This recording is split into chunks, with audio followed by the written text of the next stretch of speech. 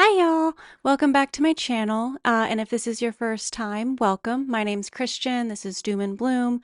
And today we are going to be listening to Kendrick Lamar's Damn for the first time. This is the album that won the Pulitzer for music, and it's the only music Pulitzer winner outside of classical and jazz genres. That's a huge accomplishment for Kendrick. Congratulations on all that. So I've been very much anticipating this album. I'm excited to see the work that went into it, considering its accolades. And I did hear y'all in the comments loud and clear about using Genius. So I typically don't like to use Genius when listening to music, especially the first time, because I don't like to be told explicitly what something means. And because I think that's the beauty of art, is the interpretations that people can have and the different ways it can hit people. But some of y'all did say that the Spotify lyrics were not all correct. So that is something that's important to me, is accuracy. And then a compromise of what a commenter suggested, and I'll put it up on the screen, of looking at the little blurb about the song. So I'll do that after each song. Like, I'll listen to it. I'll use the Genius for the lyrics. I have that pulled up on a separate device. And then I'll read the little blurb. So we'll see how that goes for this reaction. So yeah, let's get started. The first track we have is called Blood. Is a wickedness, is a weakness. You decide. Are we gonna live or die?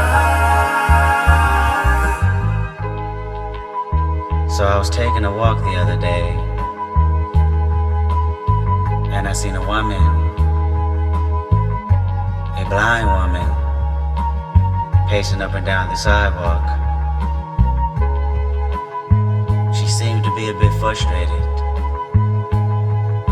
as if she had dropped something and having a hard time finding it. So after watching her struggle for a while, I decided to go over and lend a helping hand, you know.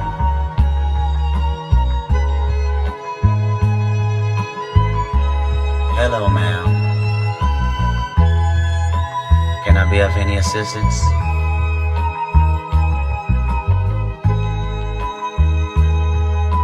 Seems to me that you have lost something. I would like to help you find it.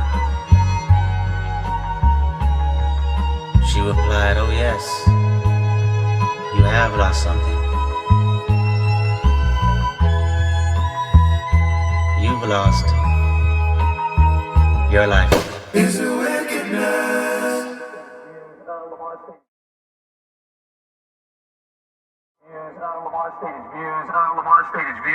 Lamar stated his views on police brutality with that line in the song, quote, "And we hate the popo, want to kill us in the street, faux show." Ah, please. I don't like it. I got.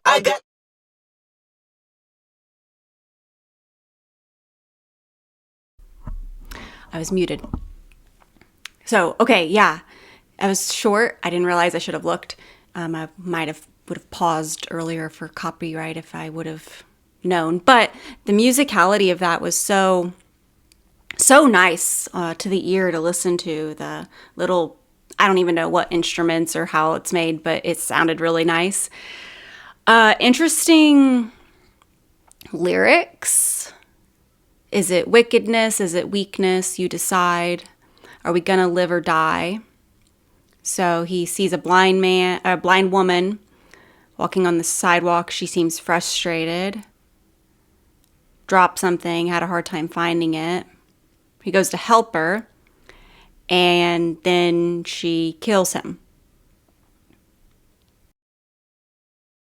So let's read the little, I have ideas, but on Blood, Kendrick is shot by a blind lady he's trying to help. The blind woman can be thought as representing consequences of the damnation referenced in the book of Deuteronomy.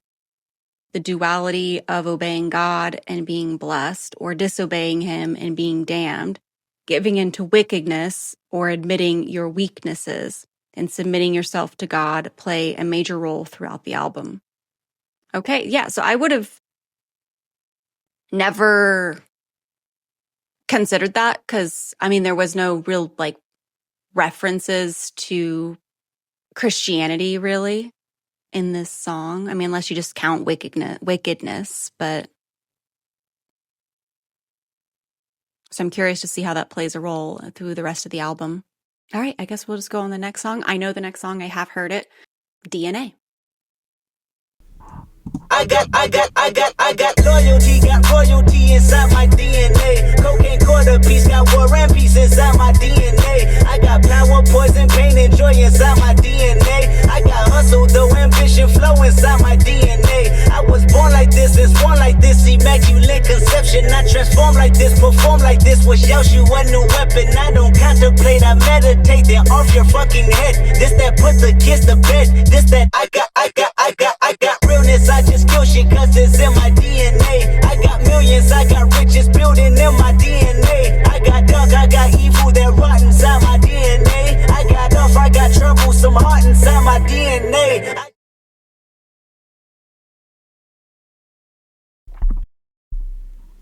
Okay, yeah. So far what I'm getting, and again, I want to try to like piece my things together, see how close I am, see what I get out of it before reading the sort of spoilers as to what the song is about. But he's talking about all like essentially like the good and the bad that he has in him, that we all have in us as human beings. But then I do see some of the more biblical elements coming in when he says, you know, immaculate conception. I transform like this, perform like this was Yahshua's new weapon, which is sort of like almost like aligning himself, or maybe like comparing himself a little bit to Jesus, or like sort of like a savior type of thing. Yeah, so it's just, you know, I got like power, poison, pain. I got ambition. I got riches, you know, but I also got dark and evil. So like we all have that good and bad. No one is wholly good. No one is wholly bad. We all have bits of both. Some just have maybe more stronger proportions between the two. But yeah. So we'll go back a little and then we'll keep going. Inside my DNA, I just win again, then win again like Wimbledon I serve. Yeah, that's him again, the sound that engine in is like a bird. You see fireworks and Corvette tires skirt the boulevard. I know how you work, I know just who you are. See, use a bitch, your hormones probably switch inside your DNA. Problem is, all that sucker shit inside your DNA. Daddy probably snitch, heritage inside your DNA. Backbone don't exist, born on side a jellyfish I gauge. See my pedigree, most definitely don't tolerate the front. Shit I been through probably offend you. This is Parler's oldest son. I know murder, conviction, burners, boosters, burglars, ballers, dead, redemption, scholars, fathers dead. With kids and I wish I was fed. Forgiveness, yeah. Soldier's DNA, born inside the beast. My expertise checked out in second grade. When I was 9, on sale motel, we didn't have nowhere to stay. At 29, I've done so well, hit cartwheel in my estate. And I'm gon' shine like I'm supposed to. Antisocial extrovert, and excellent meaning extra work. And absentness, what the fuck you heard? And passiveness never struck my nerve. And that's a riff gonna be this case. The reason my power's here on earth. Salute the truth and the prophecy. I got loyalty, got royalty inside my DNA. This is why I say that hip hop has done more damage to young. Okay, so I want to, before we get to like the part 2 part of the song, it is so much harder to read the lyrics on Genius, though, I will say. All the ads and everything. It's interesting, the bitch, your hormones probably switch inside your DNA, kind of using like femininity as an insult in this album, whereas in Mr. Morale, we see him kind of acknowledge that is maybe problematic, that the feminine is not to be completely like disrespectful. We see sort of like a bit of growth between something like a line like that in his work versus Mr. Morale. I feel like probably daddy probably snitch, heritage inside your DNA. So like interesting, like inheriting the sins of your father. Backbone don't exist, born outside a jellyfish. I get to like, yeah, you are a doormat, you are a jellyfish, you don't have a spine, you can't stand up for yourself or anyone else, or maybe principles. See my pedigree, most definitely don't tolerate the front. So from my understanding, and like front is like slang for like putting on a facade, putting up maybe like a fake sort of hardness or whatever. And he's saying, I don't tolerate that. Should I've been through probably offend you. Like you just hearing about what I've been through makes you offended. Just my lived experience in and of itself offends you, which is that could be very layered there. That could have a lot of connotations for that. This is Paula's oldest son. I don't know who Paula is. Kendrick called himself Paula, Oliver's oldest son. I don't know who Paula Oliver is. I'll have to look that up. And then the shit that he's been through, he goes through like I know murder, conviction, burners, boosters, burglars, ballers, dead, redemption scholars, fathers dead with kids. And I wish I was fed forgiveness. That's interesting that he says, I wish I was fed forgiveness, considering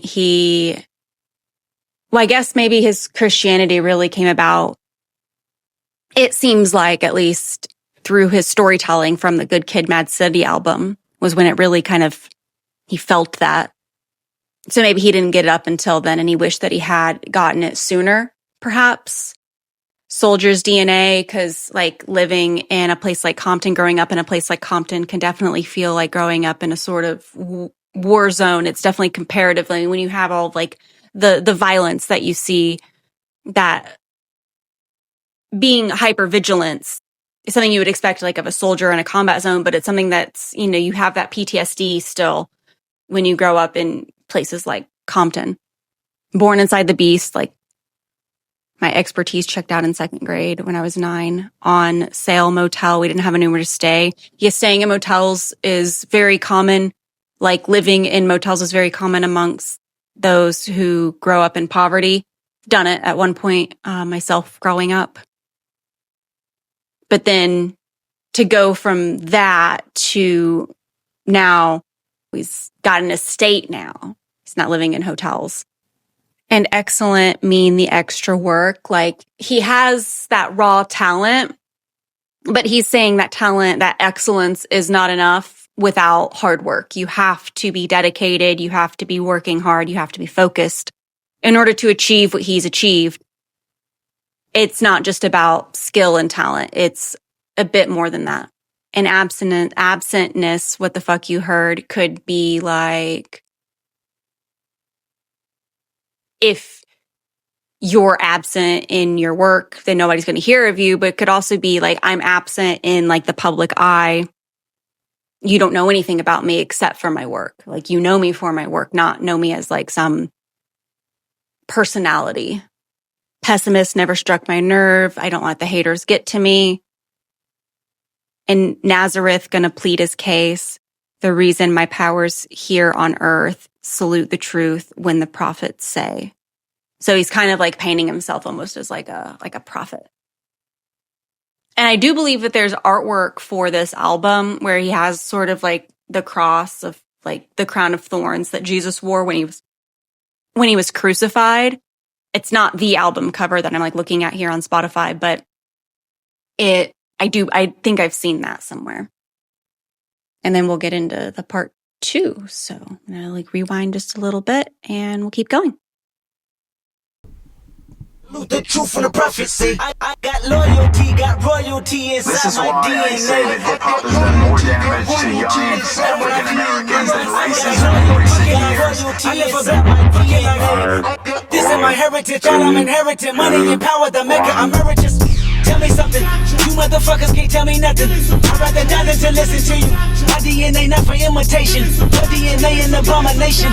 This how I this where you in the matrix. Dodging bullets, reaping what you're sowing. Stacking up the footage, living on the go and sleeping in the villa. Sipping from a Grammy, walking in the building, diamond in the ceiling, marble on the floors. Beaches out the window, peeking out the window, baby in the pool. God from the doors, only Lord knows I've been going hammer. Dodging paparazzi, freaking through the cameras. Eat it $4, Brock wearing sandals. Yoga on a Monday, stretching till the venom. Watching all the snakes, curving all the fakes. Phone never own, I don't conversate, I don't compromise. I just penetrate, sex, money, murder. These are the breaks, these are the times. Level number 9, look up in the sky. Tennis on the way, tennis on the way, tennis on the way. Motherfucker, I got winners on the way. You ain't shit without a buddy on your belt. You ain't shit without a ticket on your plate. You ain't sick enough to put it on yourself. You ain't rich enough to hit the ladder skate. Tell me when destruction gonna be my fate. Gonna be a fate, gonna be a fate. Peace to the world, let it rotate. Sex, money, murder, our DNA.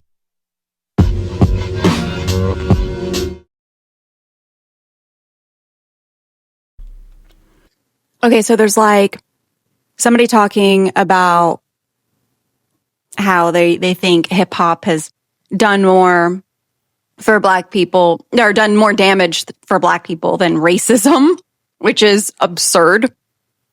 And Kendrick is appropriately calling that out, like, I'd rather die than listen to you, because that's bullshit.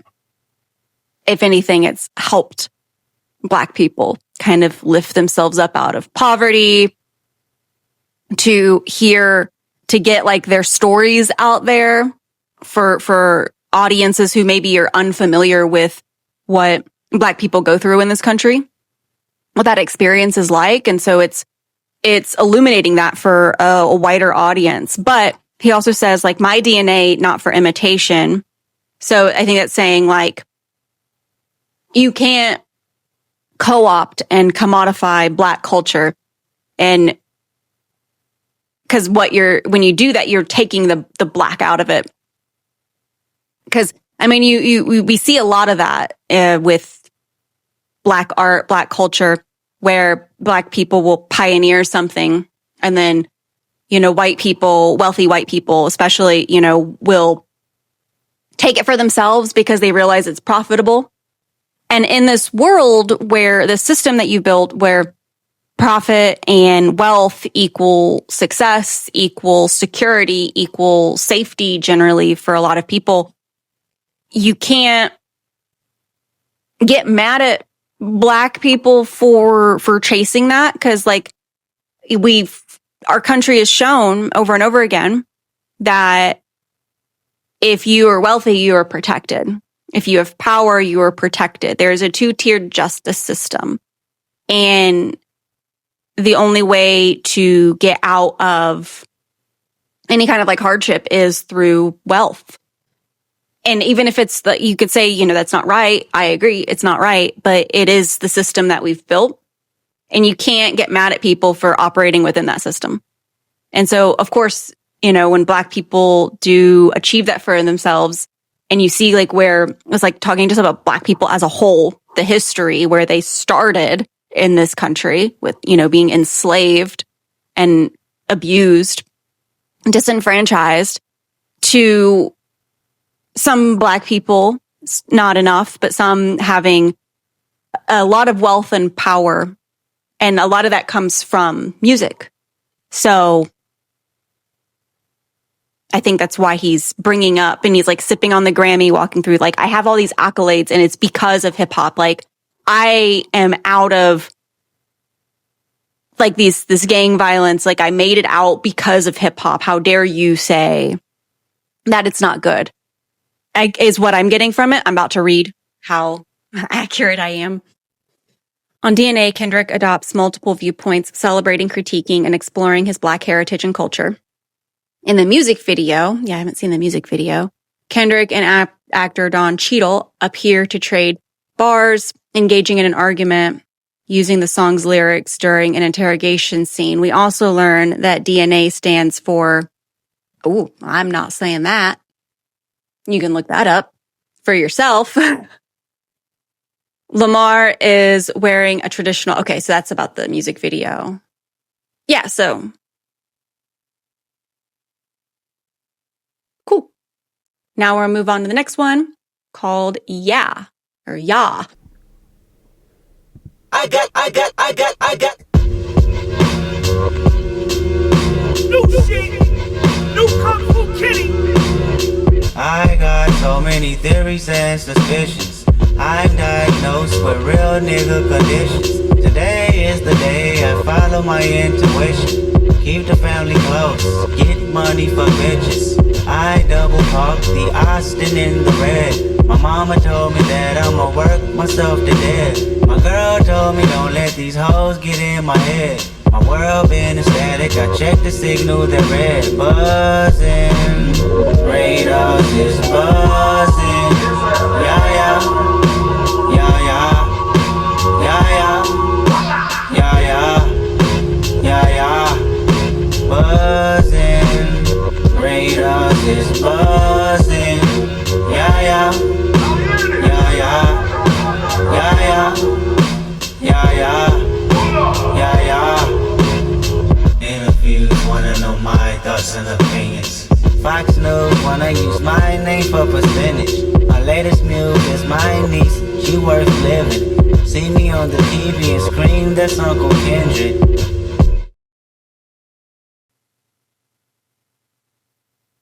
Okay.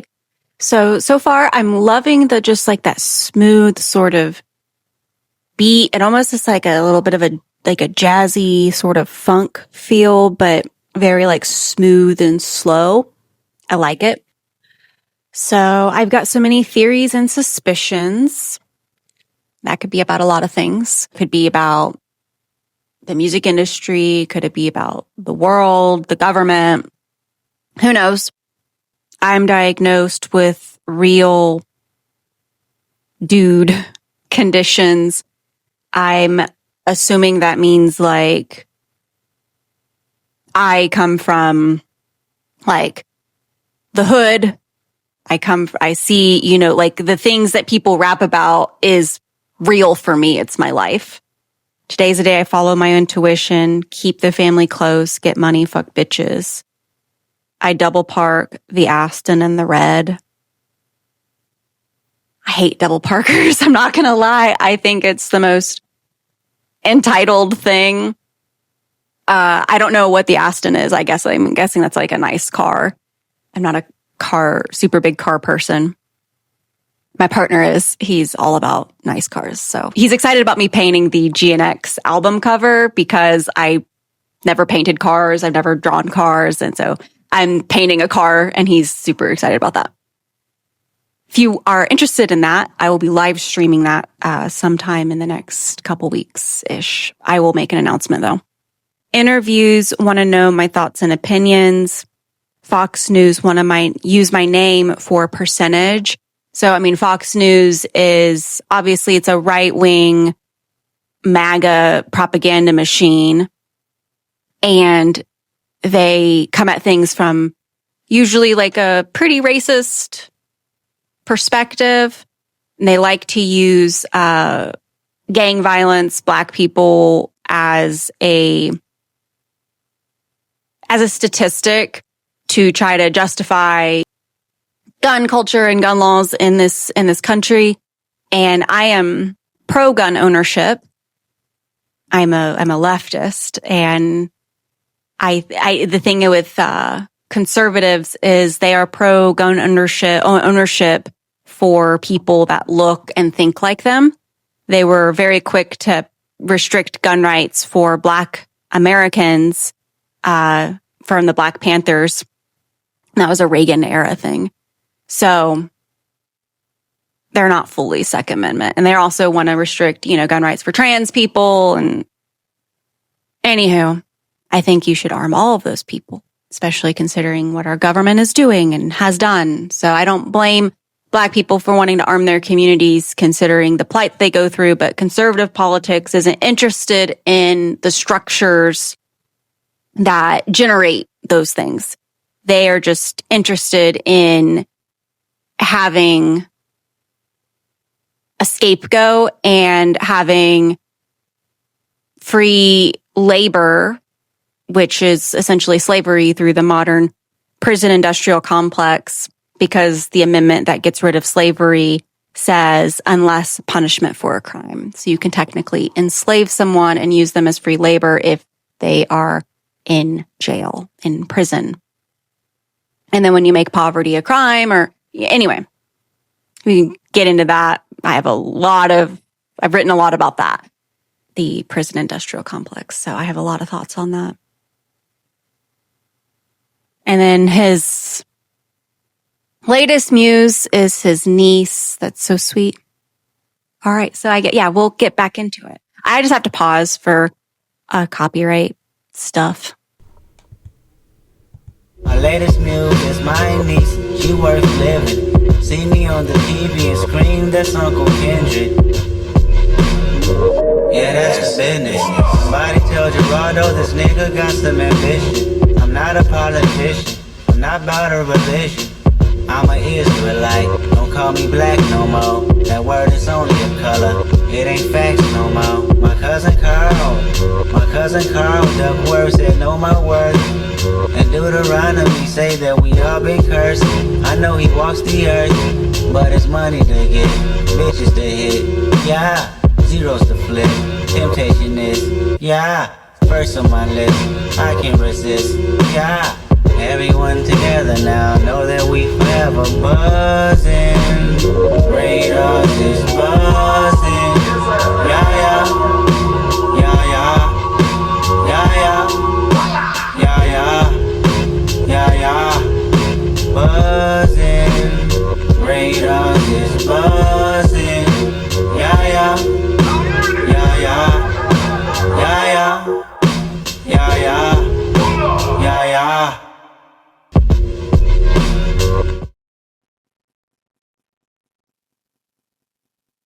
Okay.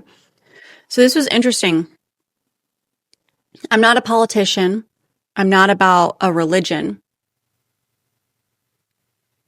Which is interesting because, I feel like this is pulling from a lot of Judeo-Christian sort of belief systems. And I believe he's a Christian, I think. At least he gives the indication from his albums and his lyrics. So I'm an Israelite. Don't call me black no more. That word's only a color. It ain't facts no more. So Genius says Kendrick is likely identifying with the Hebrew Israelites, people of color, including Africans, Latinos, and Native Americans, who believe they are descendants of Jacob and the lost tribe of Israel. It's super interesting. Because, right now, Israel is pretty white, and, you have everything going on with Israel and Palestine and that genocide that's happening. And there are some that are like Zionists and they support Israel and doing that because they think it's going to usher in the second coming. Obviously, that's been an ongoing issue for like decades. It's not a new thing, but it wasn't really in America's consciousness until October 7th and everything since then. But it is true that, Jesus was likely probably brown, not this whitewashed version that American Christianity has, painted him as. And if you think about it, like, in the Bible, I believe, and at that time, Israelites were like the Hebrew Israel, they were condemned a lot and they struggled a lot. So there's definitely parallels with that and with what people of color go through, especially in America today. I don't want to really, I know that there are racial and racist, sort of issues in other countries, but just because I'm not as knowledgeable about them and I don't know how pervasive it is and how bad it is. So if you live in another country that's not America, particularly maybe if it's like a predominantly white country like England, Canada, France, etc., and then also an Asian country, I'm not really sure. I've heard things, but I've also heard other things. So if you live in one of those places, let me know, because that's just something I'm a bit ignorant, I guess, about. I just know how it is in America. That's really where I've had a lot more like academic study and then just like real life experience, just seeing with my eyes kind of deal. So yeah, it's interesting. But then it also makes me think of like, I think it's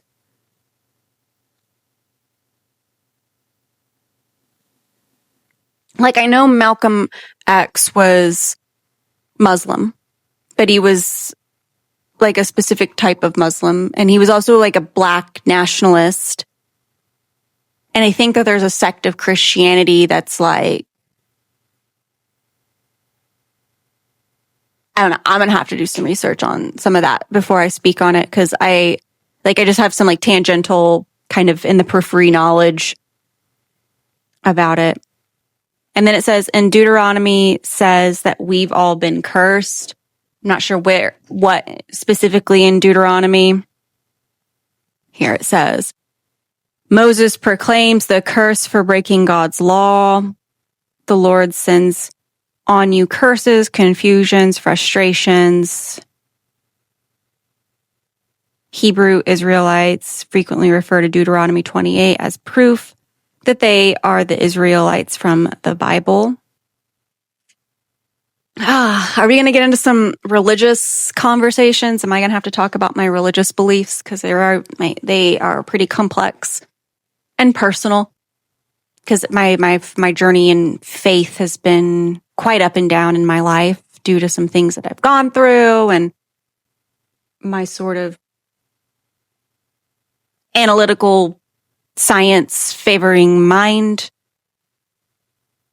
But I wouldn't say I'm an atheist. At one point I was, and I was pretty obnoxious about it actually. But I mean, I understand how people can stray away from things like, especially with how Christians are in America.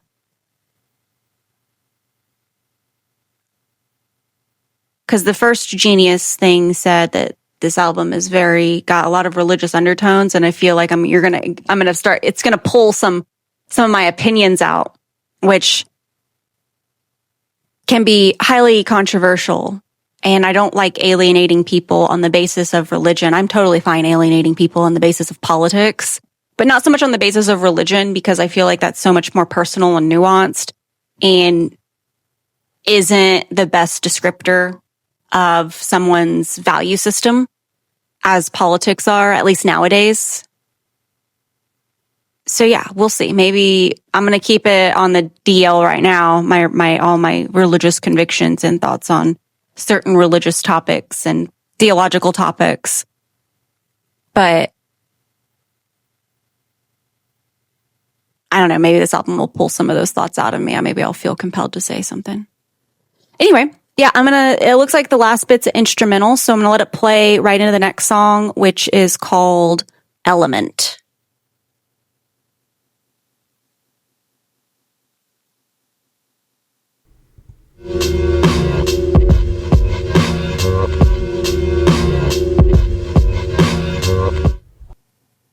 I just realized I forgot to read the blurb. Okay, the blurb says, the song titled Yah refers to Yahweh. Ah, nice. Okay. Which is believed to be the closest estimation to God's actual name in Hebrew. It was said as YHWH, as they had no vowels in their script at the time. Jews used Adonai, so they didn't use God's name in vain. The letters AOA were put into Yahweh and became Yahweh. Kendrick referred to Yeshua on the previous song, DNA, and his guest verse on DJ Khaled's song. The song makes other religious references, mentioning the Israelites in the book of Deuteronomy. Okay, yeah. Add a little bit more context, at least to the name, so that's cool. All right, and going into Element.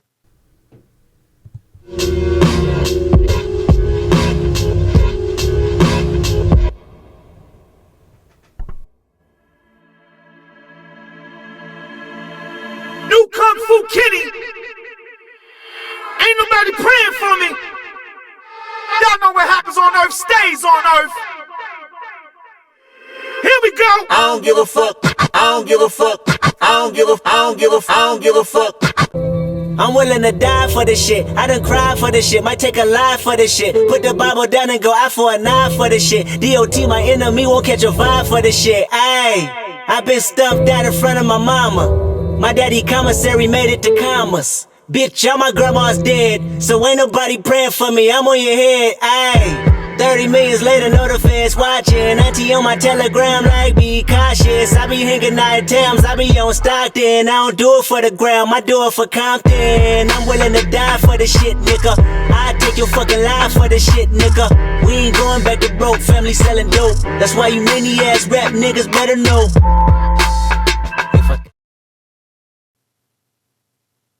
Wow. I am loving that. The beat. And then the whole, like, I don't give a fuck. That could have gone on a little bit longer, too. Yeah, this is... Ooh, I really like this one so far. And it just got started. I'm excited about this one. Okay, so... Ain't nobody praying for me. Y'all know what happens on earth stays on earth. And for some reason, Genius has this highlighted, this, like, little... So I'm going to click on it, I guess. Because before I look at it, that's an interesting idea, but happens on Earth stays on Earth, because, like, not necessarily. Especially when you think about, like, space travel, our satellites that we send out there, the radio waves we send out, you know, all of the signals that we send out indicating our presence. If somebody's looking, if somebody wanted to find us, they could. We're not really being super discreet about our existence. And if we did truly, you know, in the future, assuming we get past wealth inequality, climate change, fascism, and all that good stuff, bad, super bad stuff. If we can get through all of that as a species, which is still, you know, that's kind of debatable. We'll see. The dream is to colonize, like, Mars and potentially the solar system and other planets. So maybe not. But let's see what Genius says, because they have this highlighted. To tell the truth, I never asked Kendrick the meaning of it. I said what I said and never asked him the meaning. He told me to say that part. Oh, okay. And then other people are saying it's a verified annotation. No, that's why it's okay. So annotations in yellow are verified, and everything else is speculative, is what I'm getting out of that. Good to know. Okay, he said a lot, and I was really genuinely focused on the beat a little bit more than the lyrics. But some things that I did catch immediately, you know, done cried for the shit, might take a life for the shit, put the Bible down, go eye for an eye for the shit. So an eye for an eye, like, do to me, I'm going to do to you. You're taking revenge, vengeance.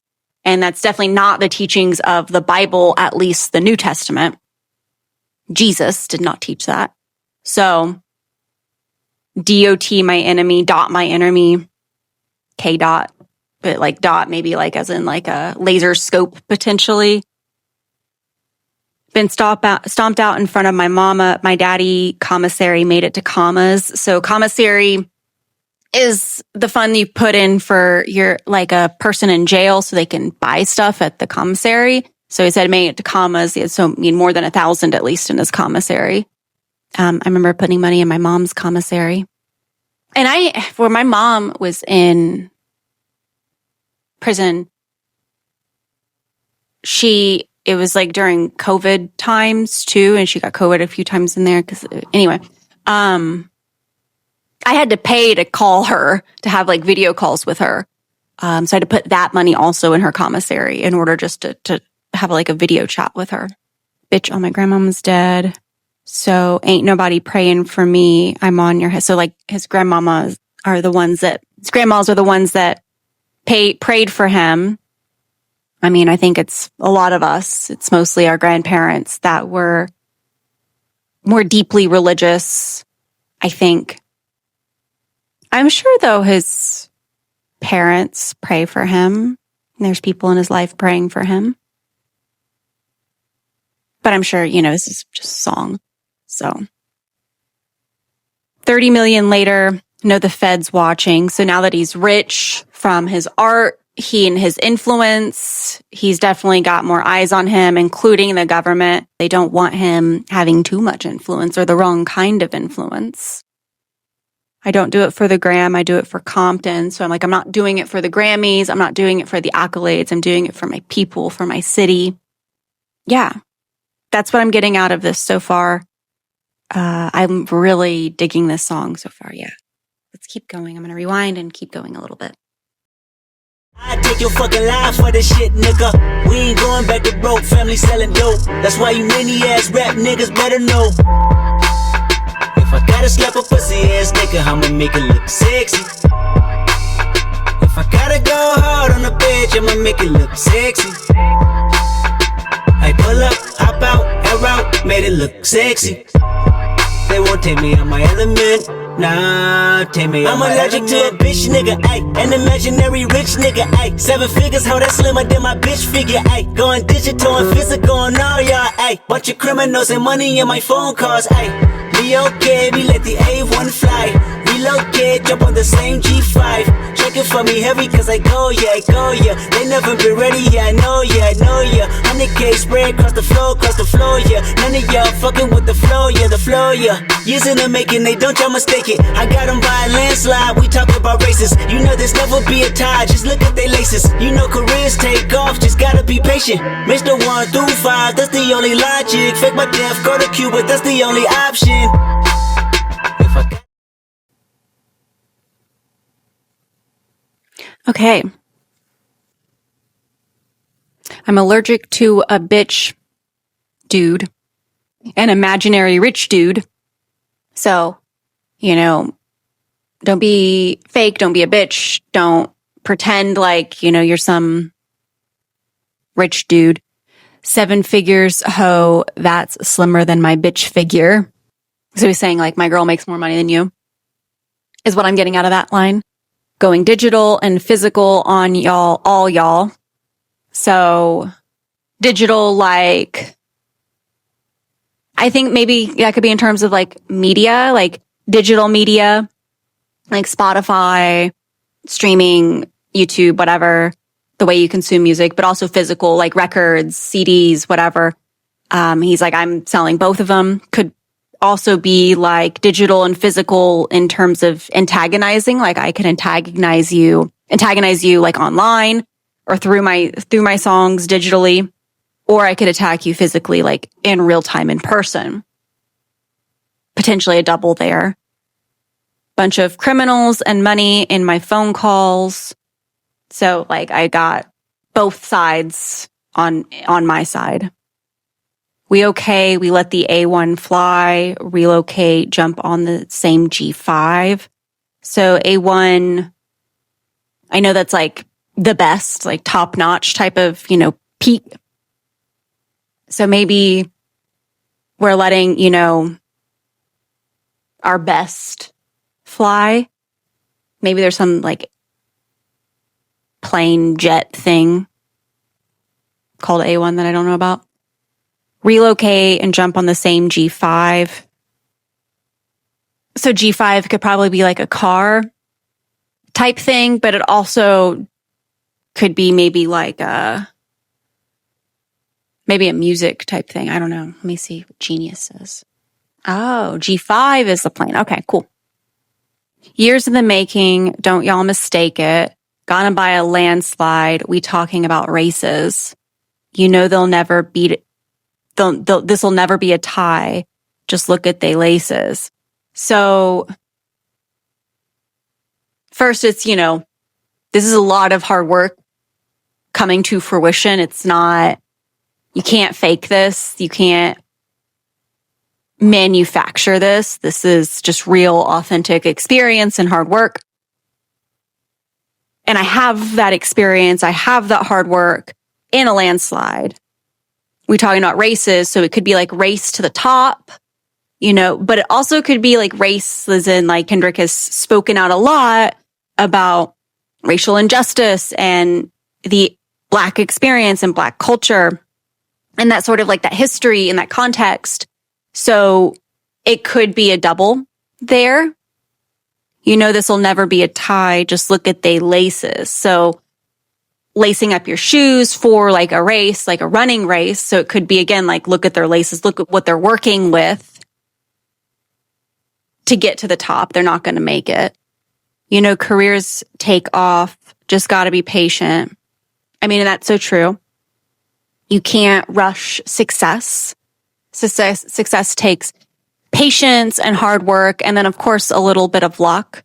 But if you get a huge dose of luck and you get success really fast without, the hard work kind of internalized, it's that success isn't going to be lasting. It's going to be very fleeting, because that luck can only take you so far. Mr. 1 through 5, that's the only logic. Fake my death, go to Cuba. That's the only option.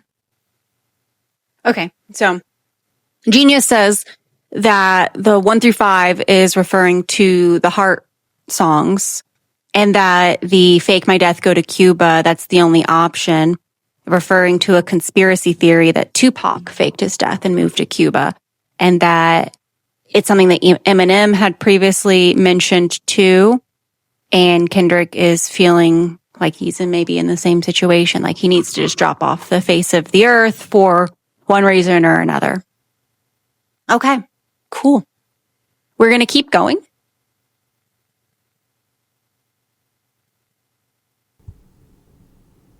Look at they laces, careers take off, just gotta be patient. Mr. 1 through 5, that's the only logic. Fake my death, go to Cuba, that's the only option. If I gotta slap a pussy ass nigga, I'ma make it look sexy. If I gotta go hard on the bitch, I'ma make it look sexy. I pull up, hop out, air out, made it look sexy. They won't take me out my element, nah, take me out my element. Damn if I do, if I don't, yeah. Goddamn us all if you won't, yeah. Damn, it's a goddamn shame. You ain't front line, get out the goddamn way. Niggas thought they wouldn't go see me, huh? Niggas thought that K-Dot real life is the same life they see on TV, huh? Niggas wanna flex on me and be in LA for free, huh? Next time they hit the 10 freeway, we need receipt, huh? Cause most of y'all ain't real, most of y'all go squill. Most of y'all just envy, but jealousy get you killed. Most of y'all throw rocks and try to hide your hand. Just say his name and I promise that you'll see Candyman. Because it's all in your eyes, most of y'all tell lies. Most of y'all don't fade, most of y'all been advised. Last OP I tried to lift a black artist, but it's a difference between black artists and whack artists. If I gotta slap a pussy ass nigga, I'ma make her look sexy. It's the one and only, the world's greatest, the king. Gotta go hard on the bitch, I'ma make her look sexy. I pull up, hop out, air out, made it look sexy. They won't take me out my element, nah, take me out my element. Yeah, I really liked that one. That one, that's up there. The bit of damned if I do, if I don't, goddamn all us if you won't, damn. It's like he's, it's reiterating almost like the title of the album. Damn. They thought that K-Dot real life was the same life they see on TV. They want to flex on me and be in LA for free. That's super interesting. So he's saying, y'all don't really know me. You're having like a parasocial relationship with me through my artwork, but you don't know me, so don't walk up like you know me. And then flex on me and be in LA for free. That line kind of combined with most of y'all throw rocks and try to hide your hands. And a difference between y'all tell lies. There's a difference between black artists and whack artists. I know y'all are going to hate it. You're going to hate that I'm saying this, but I'm thinking of Drake there because he literally said, don't throw rocks and hide your hands in one of his songs during the diss to Drake. And I'm sure it's also about other people. Like, I'm not discounting that, but I do think that Drake is in the group of people that he is antagonizing here, or that he's talking about here.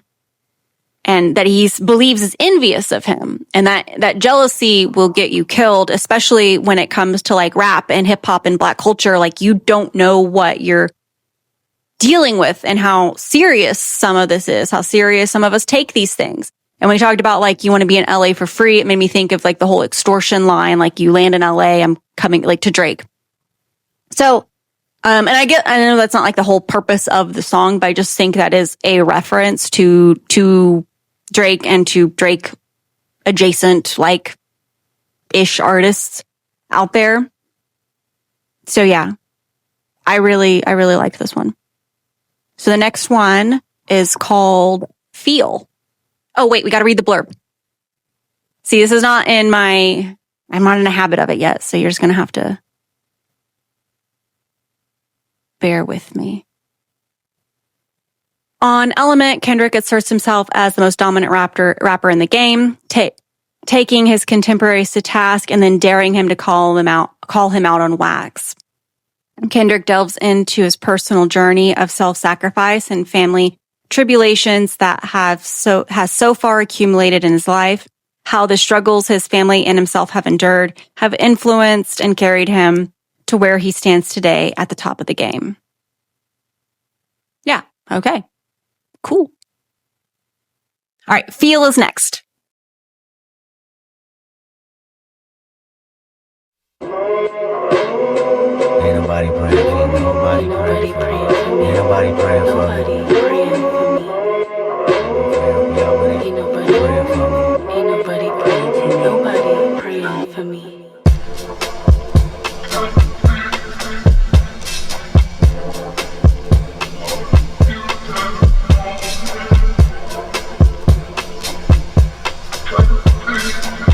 I like that.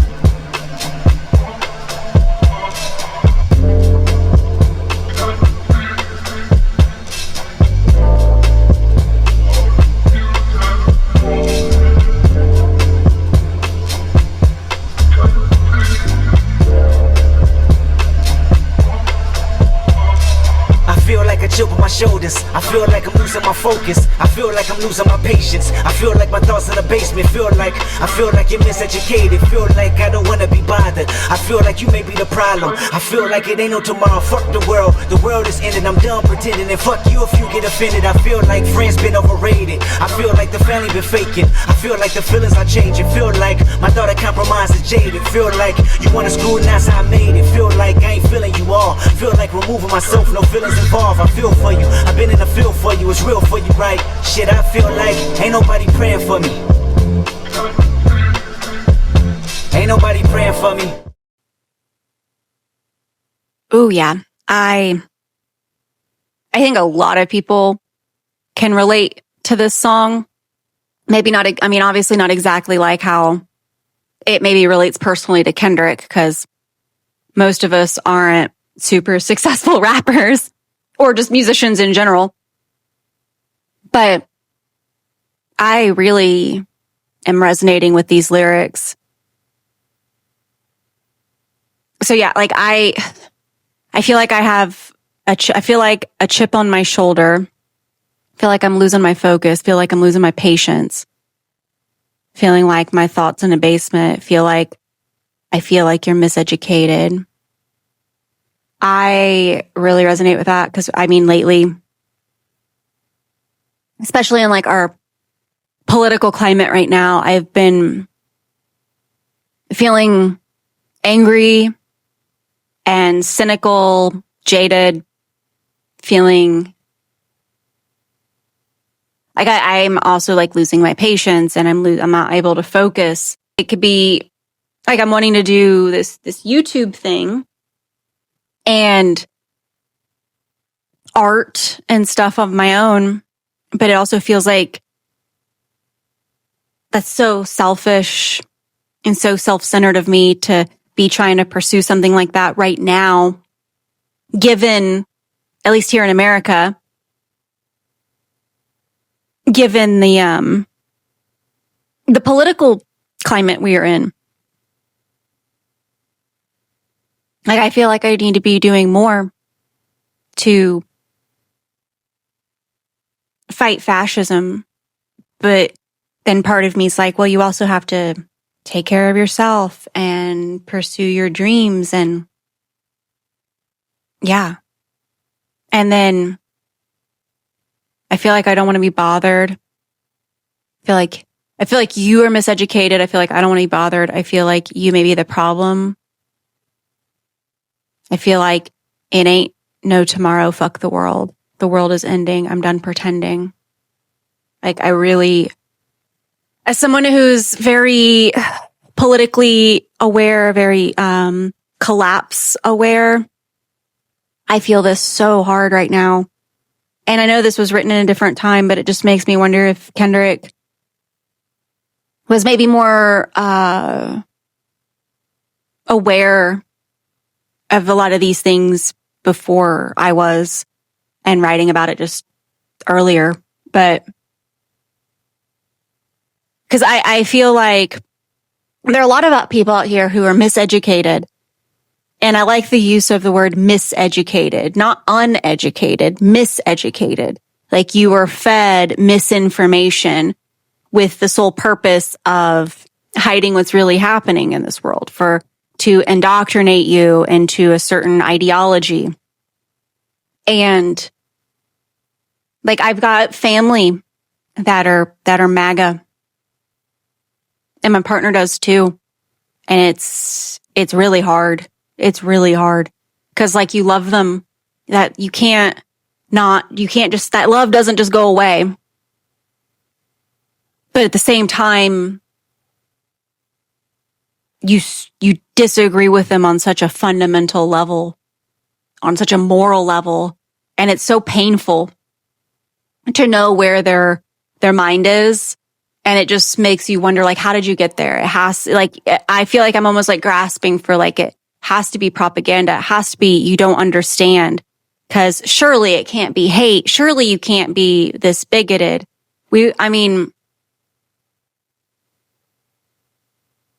Yeah. And then, the end of the world, like it really does feel like the world is ending.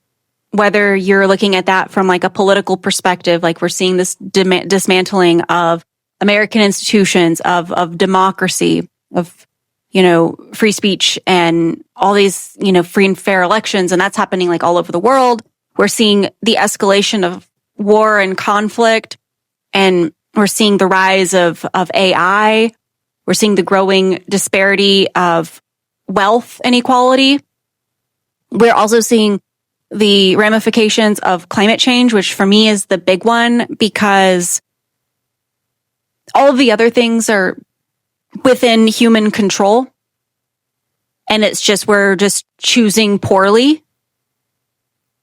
But that's something that could change relatively quickly. We could get back on track relatively quickly if we just chose correctly, if we just make the right decisions.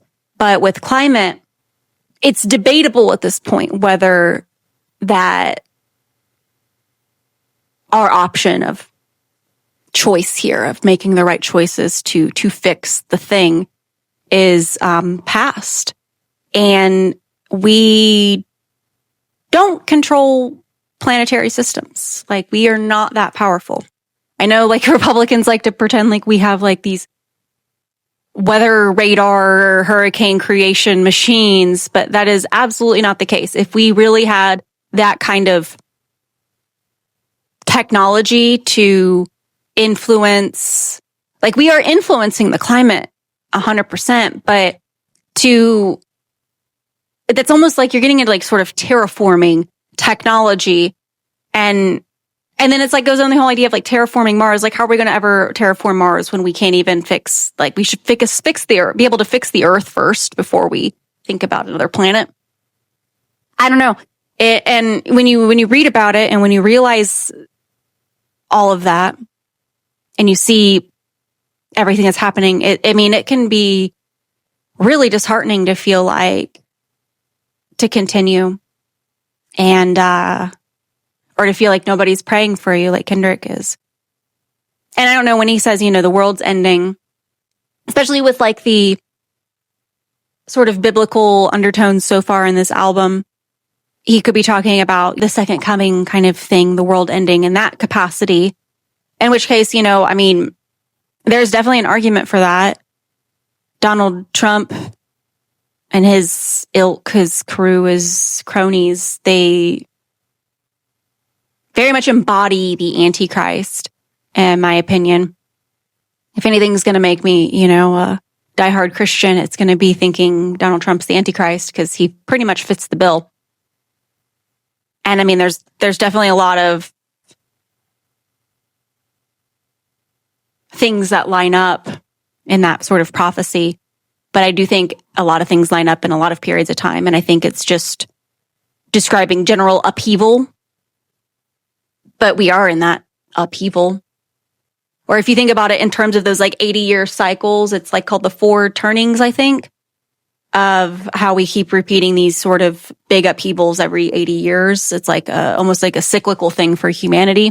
It makes you wonder why, how that happens, like if what sort of mechanism is. Anyway, I'm going on tangents now. But yeah, this is really resonating with just lyrically, it's resonating with how I'm feeling personally right now in, 2025. And fuck you if you get offended. I feel like friends been overrated. I feel like family's been faking. I feel like the feelings are changing. I mean, I feel this so much. It makes me wonder if because this album came out when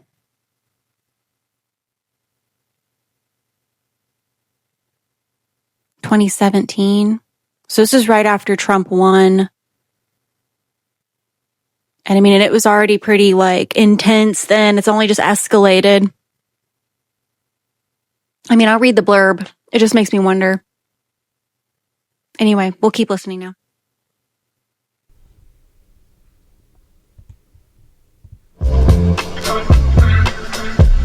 Ain't nobody praying for me. Ain't nobody praying for me. Ain't nobody praying. I feel niggas been out of pocket. I feel niggas tapping their pockets. I feel like debating on who the greatest can stop it. I am legend. I feel like all of y'all is peasants. I feel like all of y'all is desperate. I feel like all it takes is a second to feel like Mike Jordan whenever holding a real mic. I ain't feeling your presence. Feel like I'ma learn you a lesson. Feel like only me and the music though. I feel like you're feeling me mutual. I feel like the enemy you should know. Feel like the feeling of no hope. The feeling of bad dope. A courthouse manipulated from soap. The feeling of false freedom. A false freedom. The poison to fill 'em up in the prison. I feel like it's just me, look. I feel like I can't breathe, look. I feel like I can't sleep, look. I feel heartless often, off this. Feeling the falling apart with darkest hours lost in. Feeling the void of being employed with balling. Streets is talking, filling the blanks with coffins. Fill up the banks with dollars. Fill up the graves with fathers. Fill up the babies with bullshit. Internet blogs and pulpit. Filling with gossip. I feel like this gotta be the feeling where Pac was. The feeling of an apocalypse happening, but nothing is awkward. The feeling won't prosper. The feeling is toxic. I feel like I'm boxing demons, monsters, false prophets, scheming sponsors, industry promises, niggas, bitches, honkies, crackers, Compton, church, religion, token, blacks in bondage, lawsuit visits, subpoena served in concert. Fuck your feelings, I mean this for imposters. I can feel it, the phoenix sure to watch us. I can feel it, the dream is more than process. I can build a regime that forms a likeness. I can feel it, the scream that haunts our logic. I feel like say some, I feel like take some, I feel like skating on, I feel like wait for 'em. Maybe it's too late for 'em. I feel like the whole world want me to pray for 'em, but who the fuck praying for me? Ain't nobody praying for me. Oh man, that second bit was really dense. Oh, I feel like I could be here for a while talking about it. I'll try to be quick because I just talked so much before. So debating on who's the greatest can stop. I am legend. Y'all as peasants. Y'all are desperate. I feel like all it takes is a second to feel like Mike Jordan whenever holding a real mic. Ain't feeling your presence. So to me, that says y'all aren't really in this the way that I'm in this. And the whole Mike Jordan holding a real mic, are they really holding real mics and really rapping live? Can they freestyle? Can they do battle rap type of thing? And he feels like way up top because he can do those things. And there's a lot of people in the rap industry right now that can't. They can rap over a good beat in a studio when they can take multiple takes and retry it. But when they're on the fly or live, they're not as good. But then they want to call themselves the best, is what I'm getting out of that. The feeling of false freedom. I'll force feed them the poison that'll fill them in the prison. I think that's like a double, because he's talking about you need my music. So he's going to force feed you that like poison, maybe. Or maybe saying that the poison is the music without that soul and that love and that dedication, that realness to it. And it's false freedom. It's not real. It's not authentic. But then it's also a double with the filling them with poison. So like drugs, how the government has flooded drugs into Black communities in order to arrest them on drug charges to put them in prison. Could be a double there. Fill in the blanks with coffins. Fill in the banks with dollars. Fill up the graves with fathers. Fill up the babies with bullshit. Internet blogs, pulpit, fill them with gossip. So, yeah, so like you get dads that are killed to whether it's police violence or gun violence or war violence. And then babies, fill up the babies with bullshit. I mean, that's especially true right now when we have a lot of like essentially algorithms raising kids nowadays. Internet blogs and pulpit, fill them with gossip. I feel like this got to be the feeling where Pac was, the feeling of an apocalypse happening. So Pac had spoken about similar feelings, and Kendrick is wondering if this is something Pac foresaw and how he interpreted, especially too with like not just society, but maybe like the music industry and the toxicity of that, because he's talking about that a little bit. And I mean, I think a lot of us have been feeling that sort of feeling of like apocalypse is coming, is nearing, because things have just gone to shit so badly. That's the next step, is everything ending. Monsters, false prophets, scheming, sponsors, industry promises, dudes, bitches, honkies, crackers, Compton, church religion, token Blacks in bondage.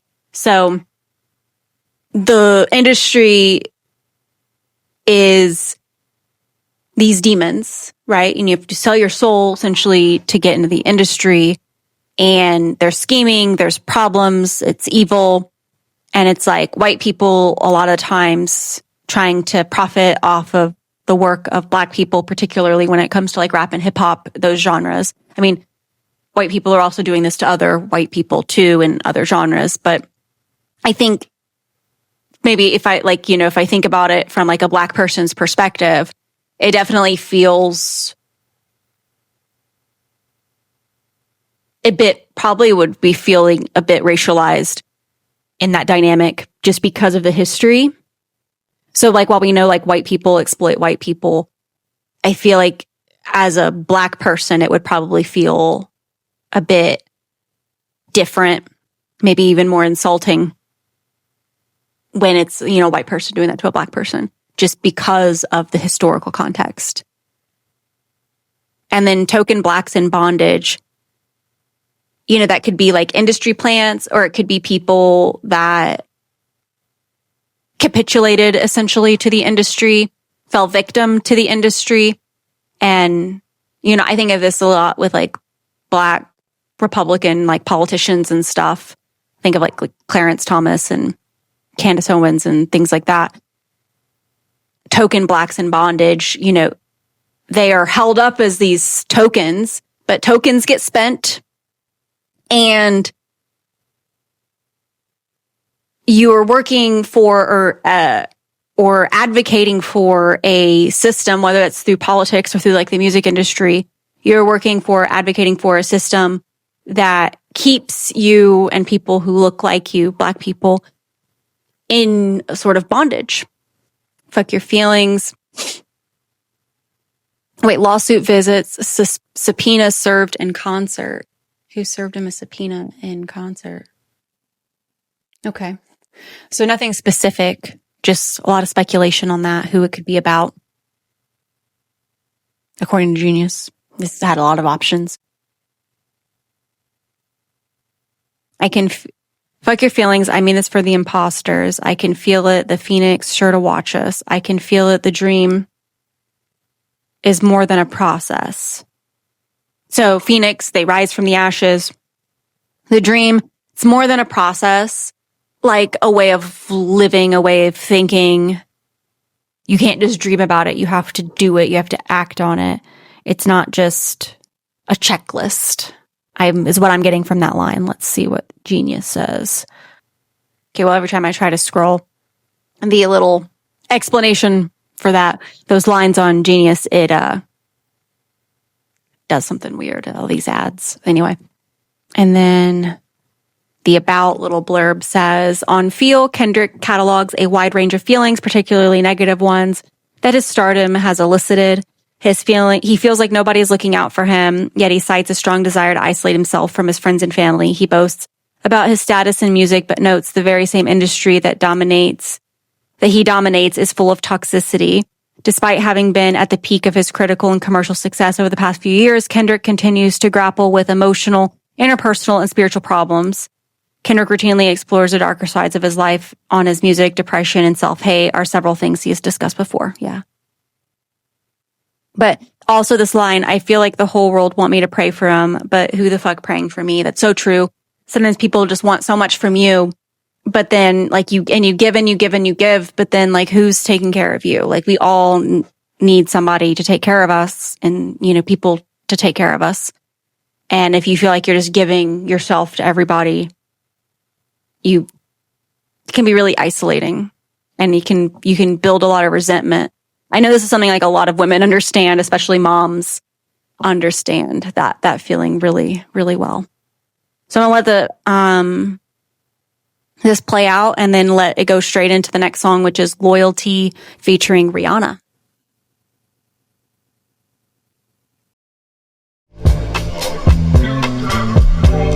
Who praying for me? Ain't nobody praying.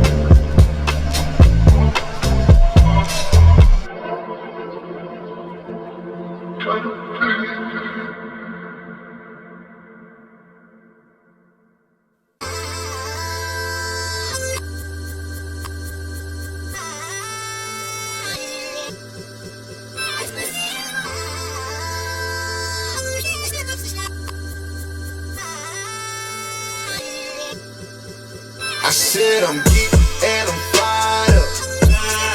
All I want tonight is just get higher. Girl, you look so good, it's to die for. Ooh, that pussy good, it's to die for. It's a secret society. All we ask is trust. All we got is love. Loyalty, loyalty, loyalty. Loyalty, loyalty. Kung Fu Kenny now. My resume is real enough for 2 millennium. A better way to make a way, start defending them. I meditate and moderate all of my wins again. I'm hanging on the fence again. I'm always on your mind. I put my lyric and my lifeline on the line. And ain't no limit when I might shine, might grind. You rolling with it at the right time, right now. Only for the dollar sign. Bad girl with me now. Swerve, swerve, swerve, swerve, leave it now. On your pulse like a CDM. Gas on the bitch like it's premium. Hard ass on a bitch, all in the fast lane. Been a bad bitch with before any cash came. I'm established, 100 carats on my name with an atlas. I'm a natural, I'm a ring. I'm a savage, I'm an asshole, I'm a king. Shimmy out, shimmy out, shimmy out, right. You can tell your nigga he can meet me outside. You can babysit him when I leave him outside. Ain't no other love like the one I know. I done been down so long, lost hope. I done came down so hard, I slow. I done sleep forever, all a real nigga won't. I said I'm geek and I'm fired up. All I want tonight. Okay, so far this is just like a really good groove. It's a secret society. All we ask is trust. All we got is us. Loyalty, loyalty, loyalty. So when it's two people, like especially when they are opposite sex on a song, it can definitely give vibes of like it's a romance song or whatever in some capacity. But they're both sort of talking about their success.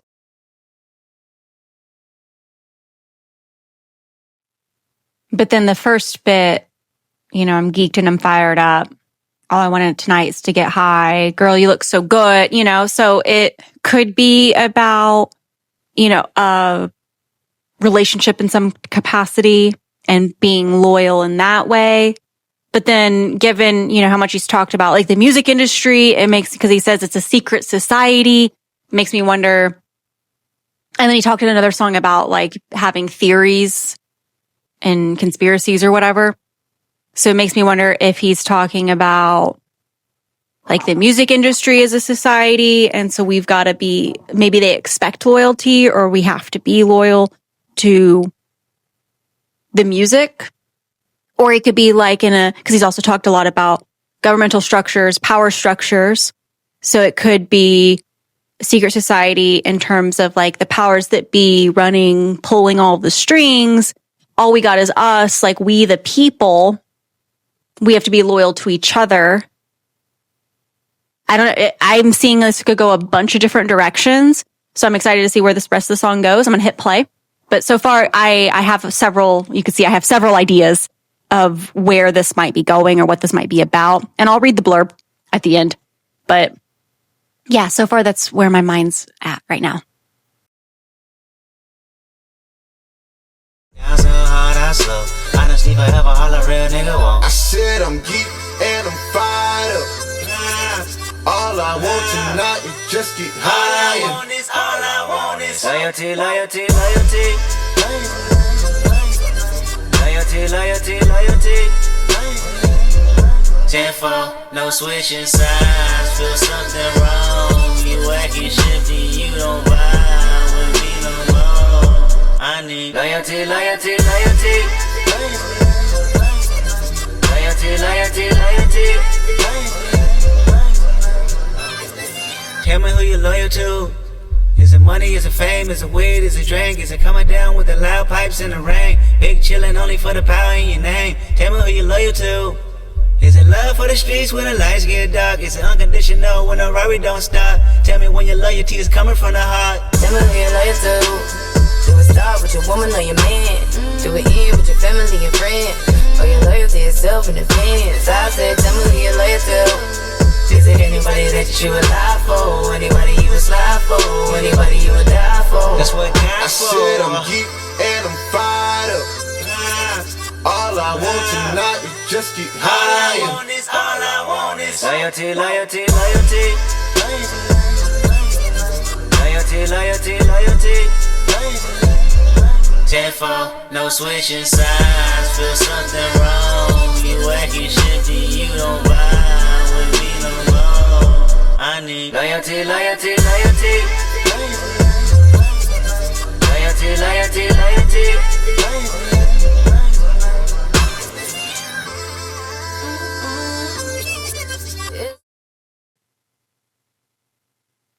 Yeah, so the other verse, I like it kind of pulls into question, like, who is this loyalty to? Tell me who you're loyal to. Is it money? Is it fame? Is it weed? Is it drink? Is it coming down with the loud pipes in the rain, big chillin', only for the power in your name? Yeah, I mean, and then Rihanna, like, does it start with your woman or your man? Does it end with your family or your friends? Are you loyal to yourself in advance? Like, especially when you are going into like music industry, for example, anything where you're going to be tested, especially where your values are going to be tested, where your loyalty could be tested. You really have to know where those lines are in advance. Because when they get tested, if you aren't expecting it, I imagine it can be harder to you need to play out some of these scenarios in advance. You need to decide, like, where are my lines? Who am I loyal to? What values am I loyal to? Like, what principles am I loyal to? What am I willing to do for those principles or those people? Like, how far am I willing to go? And that's something that you need to be regularly checking in with yourself on, because sometimes those shift depending on new information or maybe new personal growth or changes in the other person or in the systems that you're operating within. Like, just blind loyalty is never good or never healthy. And then that, he says, that's what God's for. So using religion or God as a mechanism to sort of determine those boundaries or those lines can be good, but it can also be bad as well. But if your values, say you are a Christian, right, and your values are supposed to be in line with Christianity, you need to be regularly checking in, like, is what I'm doing, is what I'm saying, is what I'm advocating for really adhering to those values? Or is it maybe performative? Let's read the little blurb. Then I'll let the rest of the song play out. It's got like 20 seconds left. And we'll let it play into the next song, which is called Pride. So the little blurb says, on loyalty, Kendrick Lamar and Rihanna muse on the values and necessity of complete loyalty and honesty in both platonic and romantic relationships. The song marks the first collaboration between the two artists. The chorus interpolates Jay-Z's infamous Rockefeller Records maxim from 2000s, "Get your mind right, mommy." A line that Kendrick previously referenced in The Heart Part 2, while Rihanna alludes to ODB's Shimmy Shimmy Ya in verse 3. The outro, Rihanna references the struggle of staying humble within, I haven't gotten to that part, success, which may be a nod to the first single of this album, Humble. Okay. And it says, honest loyalty and honesty in both romantic and platonic relationships, but I think that goes beyond romantic and platonic. I think it also goes for ideology, for values, for everything in life. If it's politics, like, how loyal are you to political ideology or certain maybe politicians? Like, how loyal are you to your church? Is there something like your church could ever do that would disrupt that loyalty? Like, where are those boundaries? Like, it's really good to check in with yourself on all those things, not just in platonic and intimate, romantic relationships, your family, all the structures that you advocate for in life. Personally, that's just, my 2 cents. So hard to be humble. It's so hard to be. Another day, baby.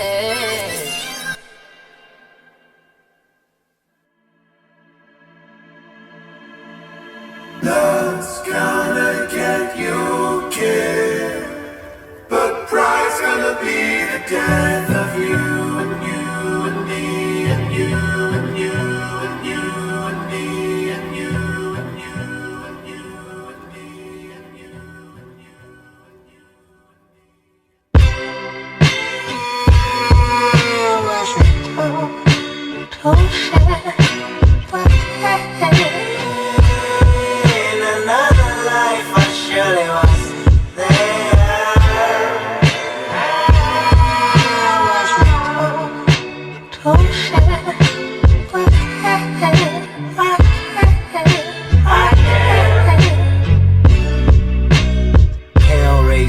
Chasing new worldly possessions, flesh making, spirit breaking. Which one would you listen? The better part, the human heart. You love them or dissect them. Happiness or flashiness? How do you serve the question? See, in the perfect world, I would be perfect world. I don't trust people enough beyond their surface world.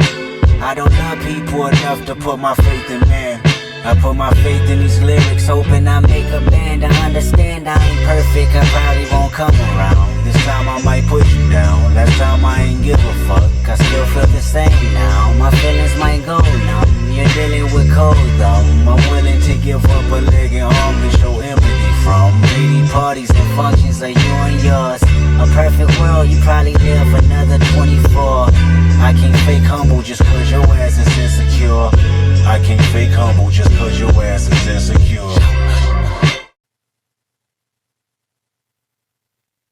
like this. I like this a lot lyrically. So it says, love's going to get you killed, but pride's going to be the death of you and me and you and me and you and me and you and me. That's interesting. Like pride being, okay. Me, I was taught to share. I wasn't taught to share, but care. In another life, I surely was there. Me, I wasn't taught to share, but care, I care, I care. And the whole saying of like sharing is caring.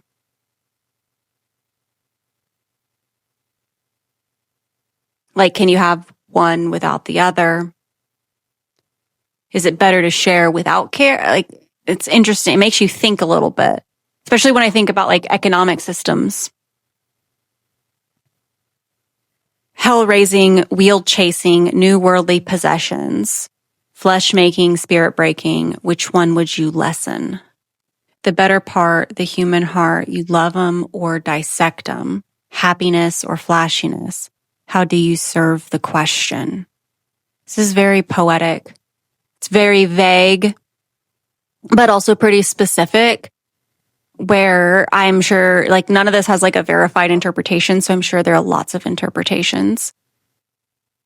The better part, the human heart, you love them or dissect them. I have so many thoughts on that. Like, you love them or dissect them. It could be like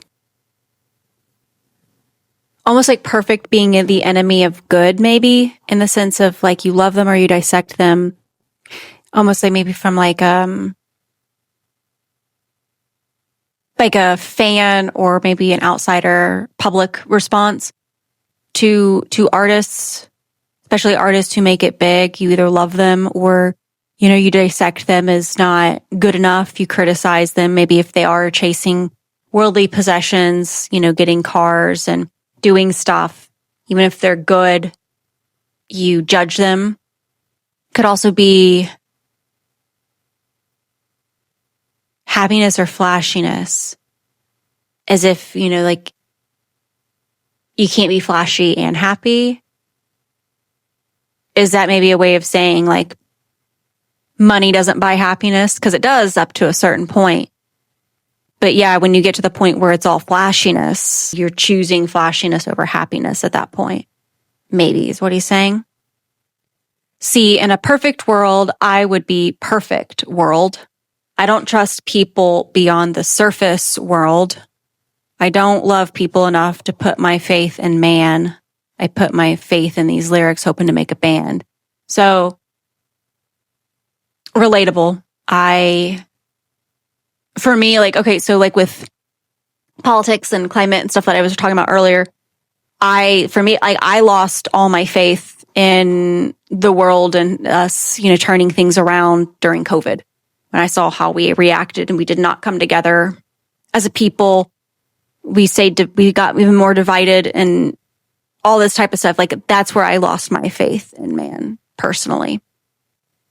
So yeah, I would rather make myself perfect, the one to change everything. Like Kendrick is saying, I'd rather just do it myself because I can't trust anybody else enough. I can only trust myself. Is what I'm getting out of that lyric. And then my feelings might go numb. You're dealing with cold thumbs. So maybe like frostbite, like he's just so cold. He's ice cold. I'm willing to give up a leg and an arm to show empathy from pity parties and functions of you and yours. Like, I'll help you out. I'll give, I have all the empathy in the world, but I'm also not going to, I don't know, I could take that like as I'm not going to be there for your pity parties, or I am going to be there for your pity parties. Like, I'm reading it both ways.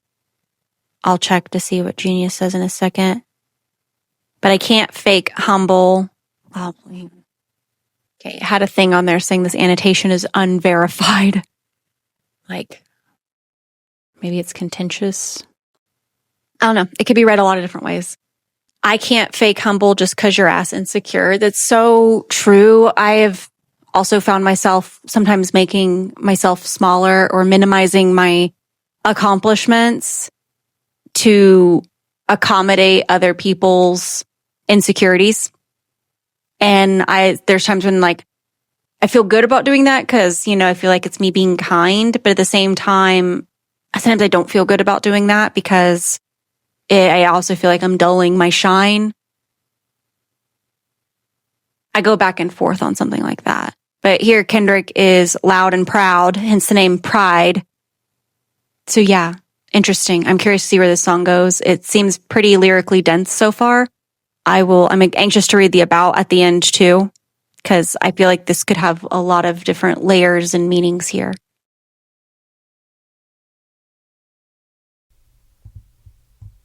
So you and yours, a perfect world, you probably live another 24. I can't fake humble just cause your ass is insecure. I can't fake humble just cause your ass is insecure.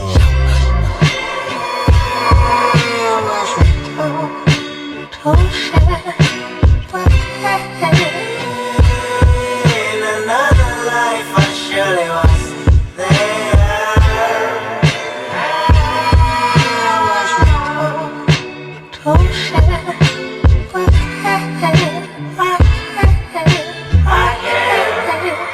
Maybe I wasn't there.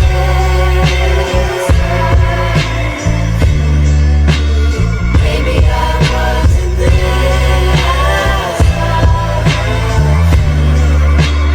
Maybe I wasn't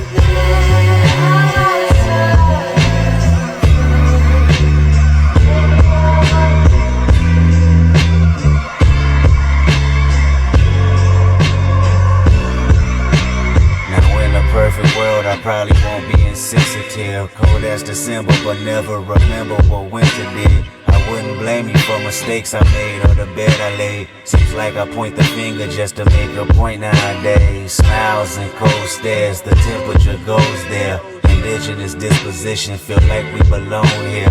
I know the walls, they can listen, I wish they could talk back. The hurt becomes repetition, the love almost lost that. Sick venom in men and women overcome with pride. A perfect world is never perfect, only filled with lies. Promises are broken and more resentment come alive. Race barriers make inferior, you and I. See, in a perfect world, I choose faith over riches. I'll choose work over bitches. I'll make schools out of prison. I'll take all the religions and put them all in one service, just to tell them we ain't shit, but he's been perfect, world.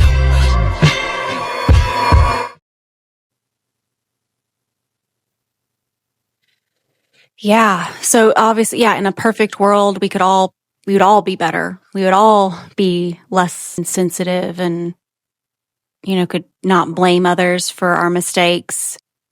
I know the walls, they can listen. I just wish they could talk back. Kind of goes back to the song, These Walls off of To Pimp a Butterfly. And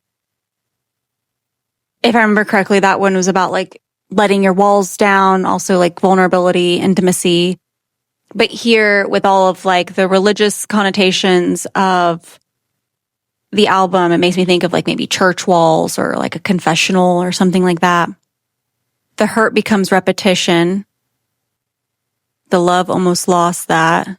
Yeah, I know for like the hurt being repetitive in life, how hard it is to deal with that, because you always feel like you're just waiting on the next thing, the next trauma, the next thing to go wrong. Like you never feel quite safe. You waiting for the next person to die, the next tragedy to strike. I really relate to that feeling. Sick venom in men and women overcome with pride. A perfect world is never perfect, only filled with lies. So that whole idea of like a utopia, dystopia. And it's like, especially when you think about like the religious connotations, you can't, heaven is where the perfect world is.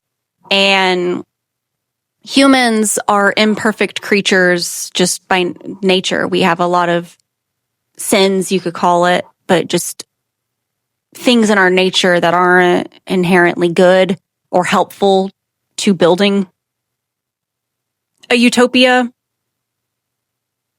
And a lot of, in a human world, in a very earthly way, if we were to try to build a utopia, that would be contingent on extreme measures of control and conformity, which would just be lies. Like, it wouldn't be authentic. Like, to have a legitimate utopia, you would need that diversity, but humans are so tribal and so judgmental and so greedy and prideful.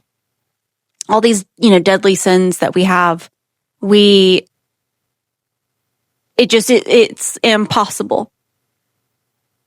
Or at least, it's not ever been achieved in our history, in any of our history that we know of. Promises are broken and more resentment come alive. Race barriers make inferior of you and I. So promises broken, I could also be referring back to the whole 40 acres and a mule, the promise of Reconstruction, the promise of, racial equality and prosperity, which never came to fruition, which only builds resentment among Black people and other people of color in this country who have been marginalized and disenfranchised, and making them feel inferior. And they're not inferior. It's just the system acts and treats them as if they are. See, in a perfect world, I'll choose faith over riches. I'll choose work over bitches. I'll make school out of prison. So, yeah, for me, I think about this in the terms of capitalism. If I didn't have to work, if I didn't have to be, feel like a quota of productivity, earn a certain amount of money to survive, if I didn't have to do that, if all my needs were taken care of, I wouldn't be doing nothing all day. I would still contribute to society. I would still be creative. I would still I want to learn and explore and help. And I think that's a lot of human beings. And I think a lot of times for us in our current society, in our current paradigm, we work so much that, we're so exhausted and just worried about, keeping a roof over our head and food on our table, and insurance, that it can be hard to fully enjoy and explore and live life. And there's so many people that act like work is what gives people purpose, but it's just what keeps people occupied. And for a lot of people, their job is not their purpose or their source of fulfillment and happiness, at least not for me. And I know a lot of other people like that. Now, my partner, he's very different. He lives to work. He's a workhorse. He needs to be doing work, hard work. That's just the type of person he's always been. But for me, I'm a learner. I'm a creative. Making me just be productive for the sake of productivity, and any kind of productivity isn't considered valuable if it didn't generate any kind of profit. It makes it hard to want to take time to do the things you enjoy. It makes it hard for you to even prioritize this YouTube stuff. I really enjoy it. I love analyzing these songs and making these videos. And I have all these other ideas for this channel and things that I want to do, but it all has to go on the back burner when it comes to the other priorities. And so then it's if I had made a lot of money doing this, then society would look at what I'm doing as valuable and worthwhile. But right now it's just I can't not prioritize my job over this kind of thing, because my job is what, pays my bills. So yeah, it's in this perfect world, what would you do? And for a lot of us, it isn't what we're doing. And it's also, I think, in a perfect world, it'd be easier, he's saying, to choose to be good, to be more faithful to values and stuff. If you're in a perfect world, you're going to have, society built on perfect values. So it's just easier. But I think, making it easy also kind of discredits it a bit. And it spurs a lot of interesting thoughts and feelings and ideas in my head. I'll take all the religions and put them in one service. So part of getting into my religious views a little bit, I think all of the religions are all the same. They're all talking about the same God, the same afterlife, the same thing. The thing that makes them different and distinct from each other isn't necessarily the gods, the different, who's got the right God, who's got the wrong God. It's just cultural and historical context of where those religions formed. But if you get to like the root of principles of all the religions of the world, even if they have multiple gods. I mean, even if you think about like Christianity, the Trinity, you could think of that as even polytheistic, but it's supposed to be the same. It's supposed to be monotheistic. Anyway, I just think it's all talking about the same sort of spirit, whatever, creator, whatever that is. I don't know what it is. And I don't even know what like the afterlife is. But I do think that there's something bigger beyond us. And so for me, like I use a lot of Christian language. I go to church. I have, like a church I belong to. And for me, it's for the church, it's just the language that I have, the culture that I have to describe that higher sort of spiritual being, that sort of spirituality that you can feel, that thing beyond yourself.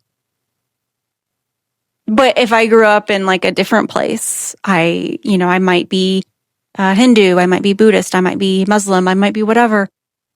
It doesn't, I just think it's just the cultural context. And I think all of the cultures have bits of it wrong, bits of it that are man-made, influenced by their histories and their cultures at the time. That's just my personal opinion, though. All right. We're going to let this song play the rest of the way out, and we're going to go straight into Humble. I know this song as well. It's a really good one. In one service, just to tell him we ain't shit, but he's been perfect, world.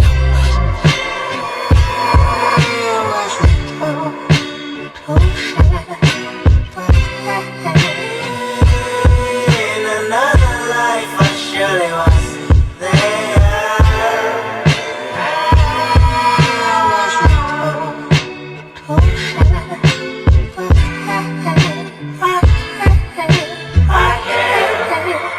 Maybe I wasn't there.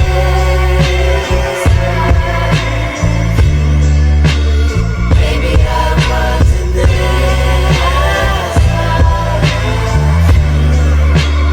Maybe I wasn't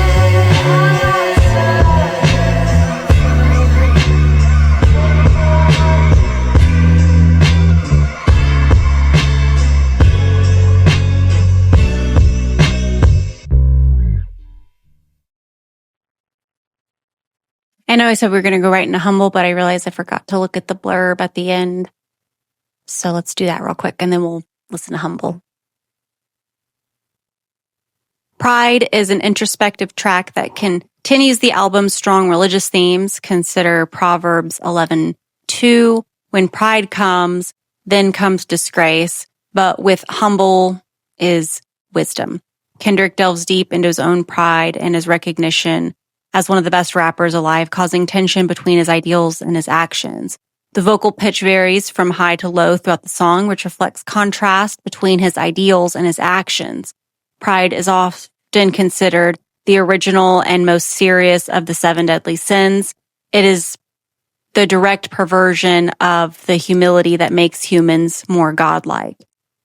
The stark contrast between Pride's beat and Humble's beat is very intentional. Pride has a very soft-spoken, humble beat, while Humble's beat is bombastic and in your face, each instrumental paradoxically contrasting the topic of their respective songs. Oh, that's really cool. I like that little tidbit there of the musicality being paradoxical. That's really neat. I like that. All right, so we're getting into Humble. I have listened to Humble before. It's a really good one. Nobody pray for me. It been a day for me. Yeah. Hey, I remember syrup sandwiches and crime allowances. Finesse a nigga with some counterfeits, but now I'm counting this. Parmesan with my accountant lips. In fact, I'm down in this. You say with my boo babe tastes like Kool-Aid for the analyst. Girl, I can buy your Westie girl with my base stuff. Ooh, that pussy good. Won't you sit it on my taste buds? I get way too petty once you let me do the extras. up on your block, then break it down, we playing dangerous. AM to the PM, PM to the AM phone. Piss out your per diem, you just gotta hate them phone. If I quit your BM, I still rock Mercedes phone. If I quit this season, I still be the greatest funk. My left stroke just went viral. Right stroke put a baby in a spiral. Soprano C, we like to keep it on the high note. It's levels to it, you and I know. Bitch, be humble. Hold up, bitch. Sit down. Be humble. Sit down. Be humble. Bitch, sit down. Be humble. Sit down. Be humble. Sit down. Be humble. Sit down. Be humble. Bitch, sit down. Be humble. Sit down. Who that nigga thinking that he... Pausing for copyright. Remember syrup sandwiches and crime allowances? Yeah, syrup sandwiches, that's a common poor people food.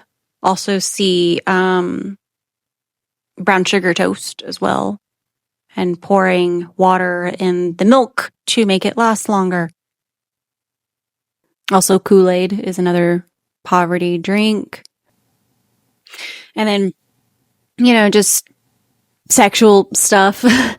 Just, I don't need to break down the sex bars for y'all, do I? Do I need to talk about it? I don't think I do. If I quit your BM, I still ride Mercedes Funk. I'm guessing maybe BMW, because they're made by the same BMW and Mercedes. They've the same sort of manufacturer.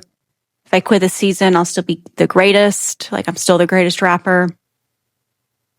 My left stroke just went viral. Right stroke put Lil Baby in a spiral. I don't know if stroke has a different meaning. I immediately, especially given the previous lyrics, I'm immediately thinking something sexual. So that's where I'm thinking that. And soprano C, we like to keep it on the high note. There's levels to it, you and I know. So soprano C, I'm assuming is obviously something musically related. I'm not super musical. Like, I don't know the scales or all that stuff. Like, I don't have like a music theory. I've never taken one of those classes. I'm not a musician either. But I also think, because we have all these like sexual contexts and these little innuendos, that I think soprano C, you know, puts her in a spiral. Soprano C, like climax, like an orgasm, and high note with an orgasm is what I'm getting out of that.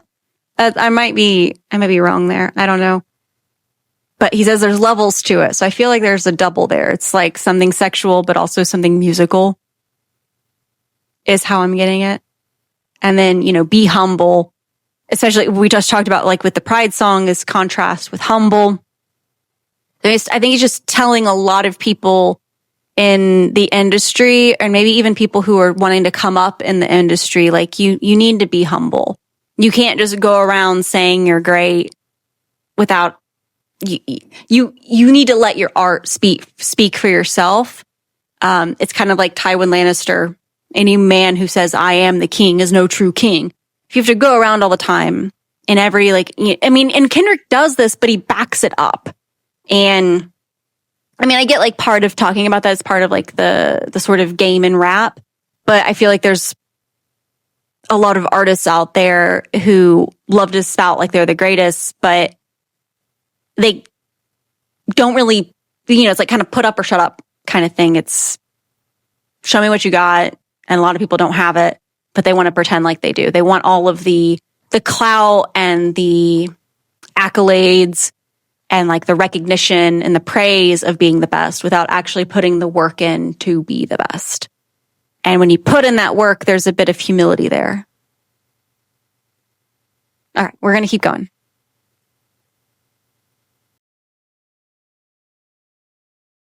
Bitch, be humble. Sit down. Who that nigga thinking that he frontin' on women? Get the fuck off my stage, I'm the Sandman. Get the fuck off my dick, that ain't right. I make a play, fucking up your whole life.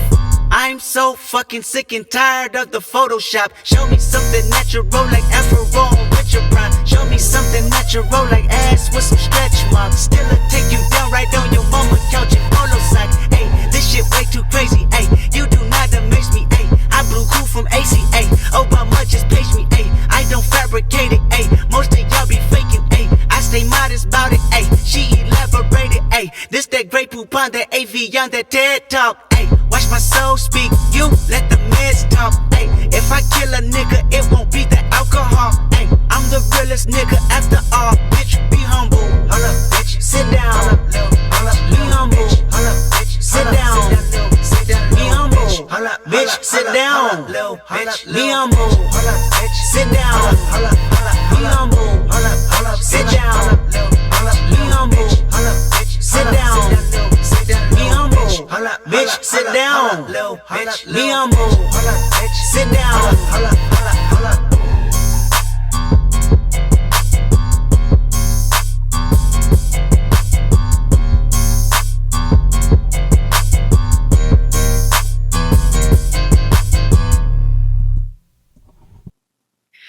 All right. Yeah.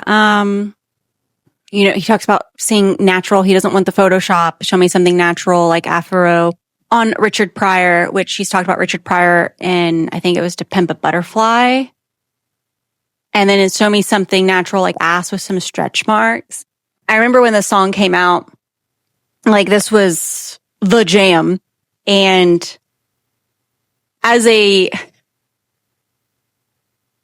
I don't know, maybe like curvier woman myself, that hearing that like on the radio and then seeing like, I remember seeing the music video for this song, seeing, like he actually put ass with stretch marks, in the music video. It just, seeing that representation and seeing it like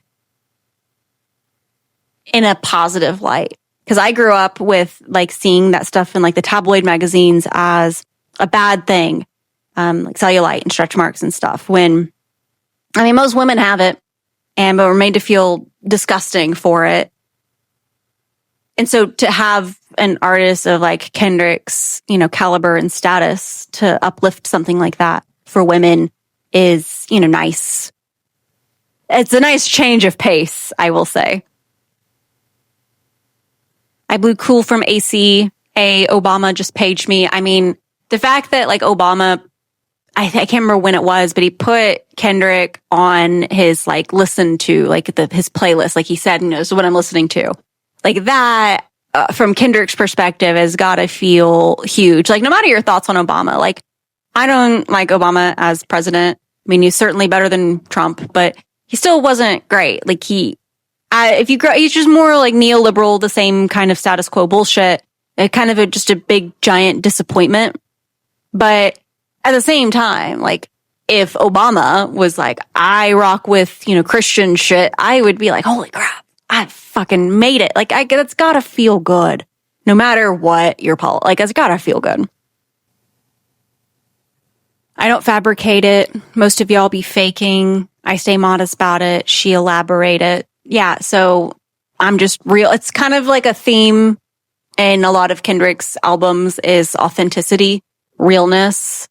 Don't be faking. Don't be, trying to pretend to be something you're not.